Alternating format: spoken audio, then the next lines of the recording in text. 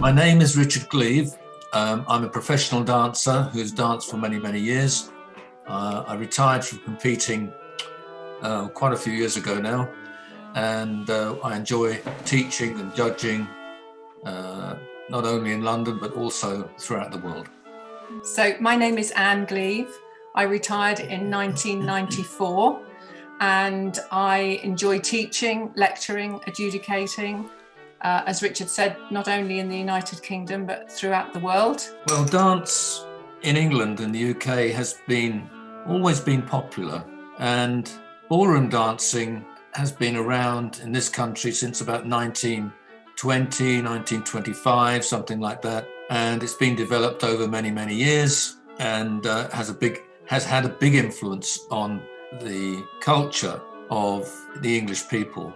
At the moment, every week is a very famous dance program called Strictly Come Dancing. I think it is. Is it Strictly Come Dancing? Strictly Come Dancing. Yeah. And it's the most popular program at the moment on TV.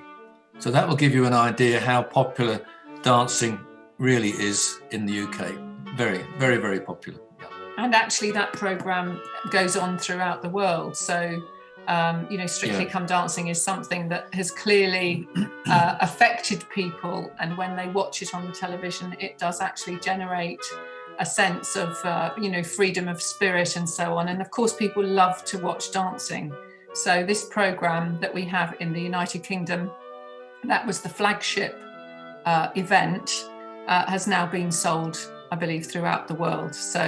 But that's just really sort of the tip of the iceberg of the history of dancing, because as Richard said, ballroom dancing really commenced in the 20s, and that was the time of our pioneers.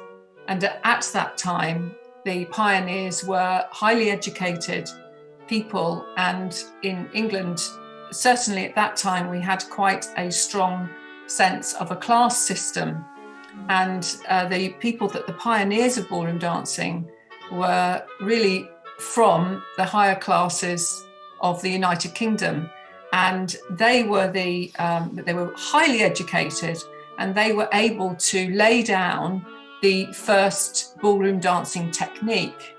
And I believe that there were 4 people involved in the original technique and the writing of it. They were very educated people. But it actually started in restaurants in London, ballroom dancing, and the music from America came over, what would they call jazz, and they loved the music, these people who were dining. And in those days, the men would wear tail suits and the ladies beautiful silk dresses.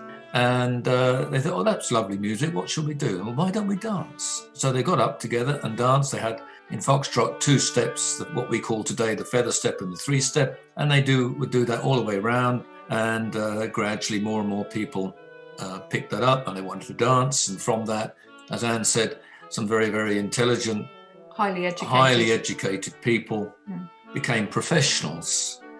And one in particular, Josephine Bradley, was right there at the beginning, and she was very much involved in developing the techniques early on. Other people as well, which we'll mention probably as we speak today. But and from that it developed 1920s, 30s, 40s, etc. Up until today. The dancing changed, of course, styles changed and attitudes changed to competitions. Competitions developed, and in England it seems to me that everything we do must be a competition. So if you play football, it's got to be a competition. That developed into the football leagues. It's now worldwide. Cricket is the same thing. It started out as a pastime, but now it's a big competition thing worldwide again. And the same with dancing. It gradually grew from this small circle of people in the centre of London, became very popular. Some of them turned professional. They became very famous teachers. They wrote techniques that became very accepted. Alex Moore was a very well-known name. He wrote one of the very first techniques and put it together. And it's developed tremendously from that beginning. And of course, life, as they say, life imitates art. And, it's amazing how the development and the evolution of ballroom dancing has run in parallel with social and economic changes in our country. So, you know, if you go back to the 1920s and 30s, when ballroom dancing was in its, you know, embryonic stage, we'll say, you know, the whole spirit of dancing at that time was about elegance, sophistication, and, you know, as I say, that the wealthy upper classes really were the main people at that time who were involved in ballroom dancing. If you then go to the war period, 1940s and 1950s, particularly the post-war era, that then changed. There was a whole new region of dancers that came into ballroom dancing then, because, you know, it was post-war. People were, obviously, it was a time of depression, and ballroom dancing became a very, very popular pastime post-war. And what developed from that at that same time, which is a very good point, people wanted to go out and dance. After the war, they couldn't. During the war, they couldn't do anything. So dancing became very, very popular. They could meet people. Very little TV in those days, and they would go to the Palais de Danse, they were called, these big ballrooms, and there are quite a few in London. Hammersmith Palais was very famous, Locarno, Streatham, other ones that were equally famous, and so they would get there, thousands of people dancing every week. I used to go on a Tuesday, and there'd be something like 1,000 people dancing just for fun, just for practice. And as the sort of the English thinking is, oh, let's make this a competition, and that gradually developed into competitive dancing. You know, just coming back to that you know, the chronological order. So, you know, going to the 1960s and 70s, of course, there was a big revolution, I should say, in the 1960s. You know, social revolution particularly. And of course, dancing then changed dramatically, because you had dancers that most people in the world would know: Bill and Bobby Irvin, Peter Eggleton and Brenda Winslade, also Walter Laird and Lorraine. You know, this was a revolutionary time in dancing, and women at that time became so much more liberated, we'll say. So that therefore changed the essence of dancing. And then in the 1980s and 1990s, which is the era that I was a part of, then, of course, there was big developments in dancing, and the integration, really, of ballroom and Latin coming together, mainly from my era were the children of the 60s, if you like. We were learning in the 60s, and we came to fruition in the 80s. And all of the children of those times, they were learning both ballroom and Latin. And I think that's why ballroom had a big developmental period, because we were including the elements of Latin American qualities, really. Yeah, also relative to the different forms of dance. When I started dancing, I was 8 years old. I started with what's called old time dancing. It's a form of dance where you dance 16 bars of a sequence, and everybody dances the same sequence around the room in a circle, and the foot positions are all based on classical ballet. As a junior, that's what I learned. I did the what's called old time dancing, sometimes called classical dancing these days, until I was about 16, 17, something like that. So we had these different forms of dance that came and influenced each other. So old time dancing was influenced by ballet, and then it went into modern or ballroom, as it became, with the different music coming in and different steps, etc. The feet stopped turning out like classical ballet.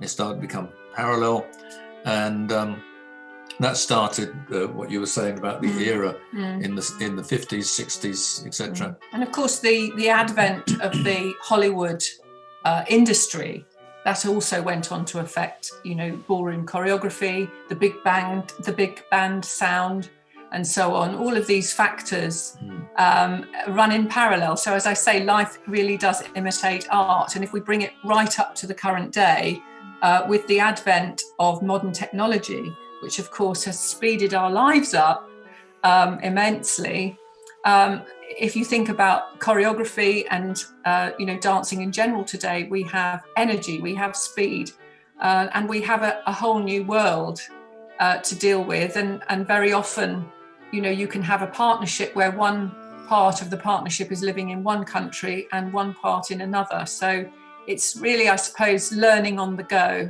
rather than, in our day we would be, dancing together, living together, and, therefore all the time in the world for perfection. So I think things have certainly changed. There's a rapid learning process, and that has gone on to affect, the dancing that we see today. So that's my point, really, that in the evolution of dance, certainly life imitates art. Mm-hmm. Yeah. And people, just after the war in the 50s, people like Wally Fryer and Violet Barnes, Len Scrivener, Nellie Duggan, Sonny Binnick and Sally Brock, they were the great champions in the 50s and maybe slightly into the 60s. And then the other great dancers such as Bill Irvin and Bobby, Peter Eggleton, Brenda Winslade, they came through and developed things further and so on. So development has been gradual, but very interesting. Okay, looks like I'm going first. I would say, first and foremost, enjoy every moment of your dancing. Enjoy the learning process.